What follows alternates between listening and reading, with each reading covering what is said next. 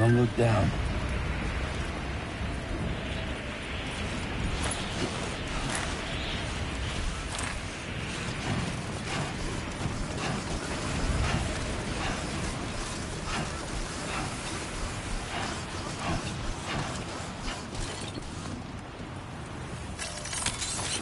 Let's get a move on.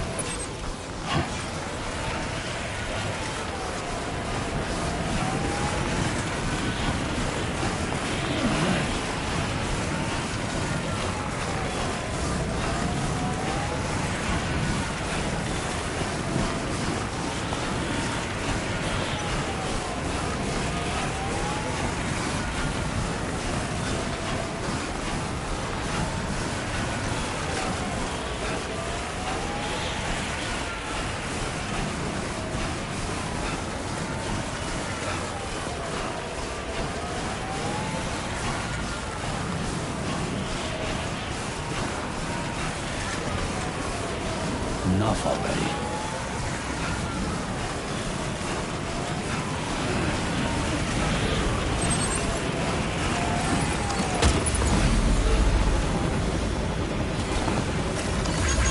Going in. Thanks for the help.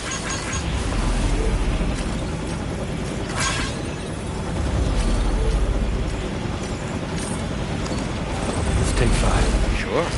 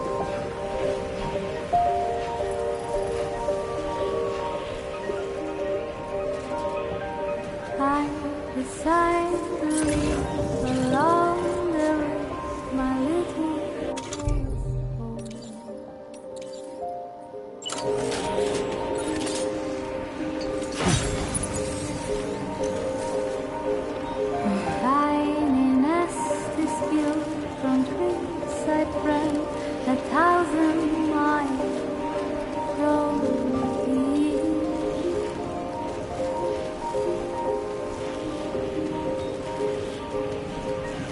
By the side, I trust the wind and lay my head down between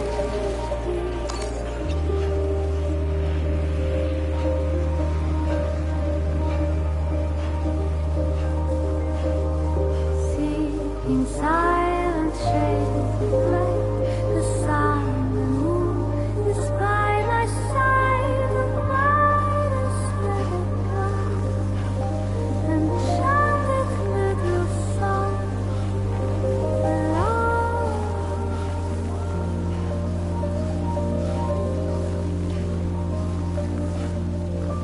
I sing along. I sing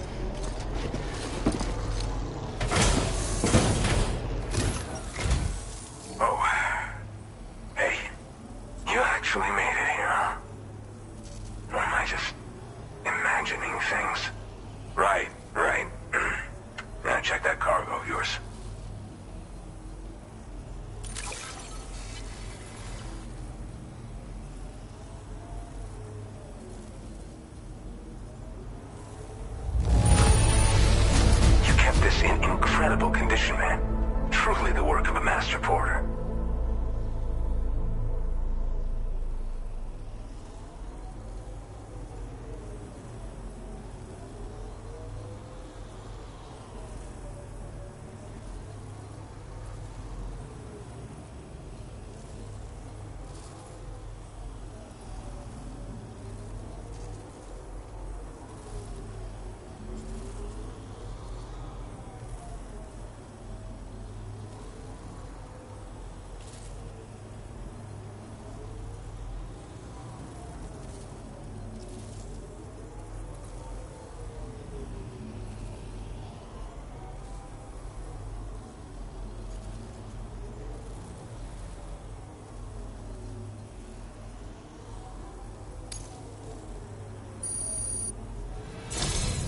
Truth be told, been waiting a long time. Go ahead and use your Cupid to get me online.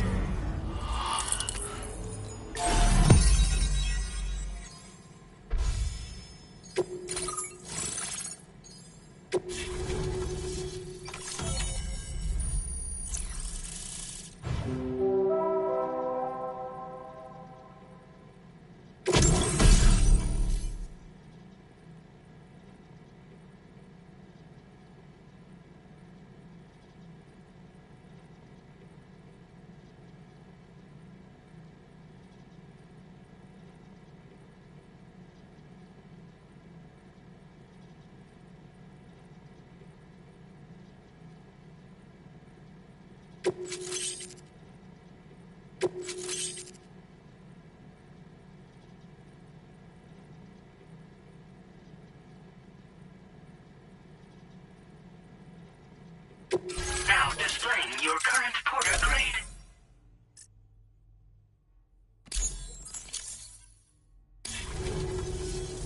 All right. Connected to the network. Which means I can finally start fixing up this observatory. In case you haven't heard, we've been seeing an increase in chiral density in every region as the network has expanded. More instances of strange phenomena outside network coverage, too. And I've been told this is indicative of plate gate emergence. You know, after being alone all this time, I wasn't sure I'd be able to stay the course. Till you arrived with that life-saving cargo. Should be all set to hold down the fort now. Not exactly a one-man job, but I'll do my team proud. Oh, I've shared schematics for an oxygen mask with you. I'll help you stay active in areas where the air's thin. Personally, I'd recommend you wear one at all times when you're in my neck of the woods.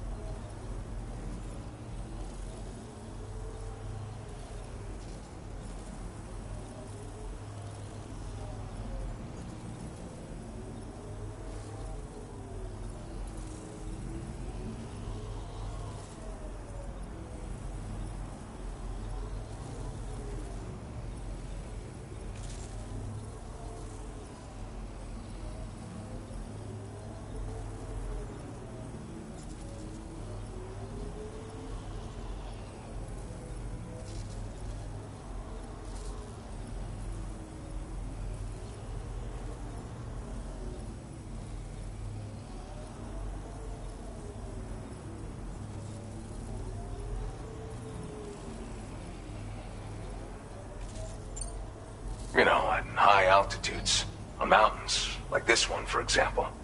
And if you climb above the cloud layer, you've got even less oxygen to breathe. Saps your energy even if you're not doing anything strenuous.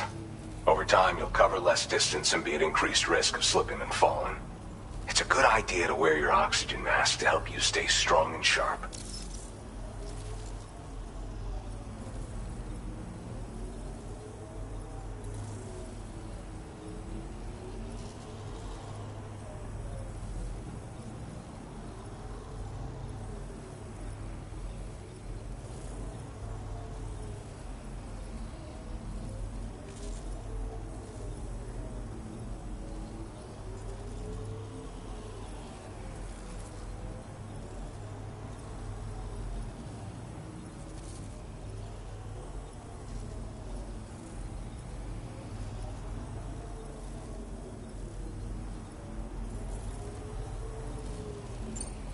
Tar current fluctuations and whatnot. Mostly in the eastern part of the continent and elevated regions. Going forward, I'll also be paying very close attention to signs of plate gate emergence. Unfortunately, the chiral cloud layer has been gradually descending ever since I got here. Everyone was suffering from exposure, and I'm the only one who stuck around. You're the first friendly face that I've seen in a minute. Mother Nature won't show you any mercy around these parts. The biting cold and steep slopes will slow you down, or stop your progress altogether. Now would be a good time to make sure that you're fully prepared for the journey ahead. By the way, the aeronautical engineer who lives northwest of here just posted a sub-order for you. Seems something at the Ghost Mech factory's got him all hot and bothered. Help him out and he might hook you up with some useful gear. In any case, I hope you'll come visit me here again sometime. I understand it's a lot to ask folks to make the trip on a regular basis. But that's why I'm hoping I can offer you stuff that'll be of use in hazardous conditions like these. Keep on keeping on, man. And thanks again for all your help. This is the President, Sam. Chiral network coverage has just passed the 75% milestone here in Australia. The next leg of your journey will take you to the southern part of the continent. Once the remaining regions have been integrated into the network, the manifestation of a new plate gate is all but guaranteed. Marshal your strength to overcome the final hurdles and make this continent whole again. We're all counting on you. Sam, Rainey's not doing so great. It might be more of a mental than a physical issue, but I'm honestly not sure. Do you remember the doctor from the Motherhood? We think she should be able to help ease Rainey's anxieties. It was Tommen's idea. We already reached out, and she said we could come visit anytime. Since the Motherhood's within the Chiron network, we can use the Magellan to travel there. Once you've made it back to the ship, just head to your private room and settle in. You can use the trip to catch up on sleep. But if there's anything you need to take care of before we depart, now would be the time to do so. Sam, I'm contacting you via a different protocol. This private mode affords me a direct connection to you alone. It seems Drawbridge has reason to suspect that APAC may have been involved in the production of ghost mechs. This possibility concerned me as well, so I conducted my own investigation. and reaffirmed that APAC's underlying technologies are iterations of an older Bridges framework. What I'm getting at, Sam, is that the guilty party is not APAC, but Bridges. Which is to say, the UCA may also have some involvement with Ghost Mech production. This would perhaps explain why firearms and other weapons have become commonplace on the Australian continent. The UCA's precursor, the United States of America, had a prominent gun culture. Though Americans first took up arms to liberate themselves from British colonial rule, they retained the right to bear arms so that they might defend themselves against future government tyranny. APAC has no such designs, of course, but Higgs has used factories to obtain weapons in an attempt to subjugate the continent through violent action. And so, the people of Australia have, in response, been forced to take up arms in self-defense. A distinctly American philosophy, and one which would appear to have spread to this continent. The more we seek to unite the people with metaphorical ropes, the more essential sticks seem to become. This particular situation is one that I feared might come to pass, which is precisely why I determined that it must not be the UCA, but a civilian organization which takes the lead in expanding chiral infrastructure. But if the UCA is indeed somehow implicated in these events, it may dramatically alter the calculus. I realize it must be vexing not knowing what to believe, Sam. Should I learn more, I'll contact you at once. For my part, I have a favor to ask. I must insist you not disclose that we've been in direct contact. There's no telling who may be involved with what at this stage. Order completed. Well done.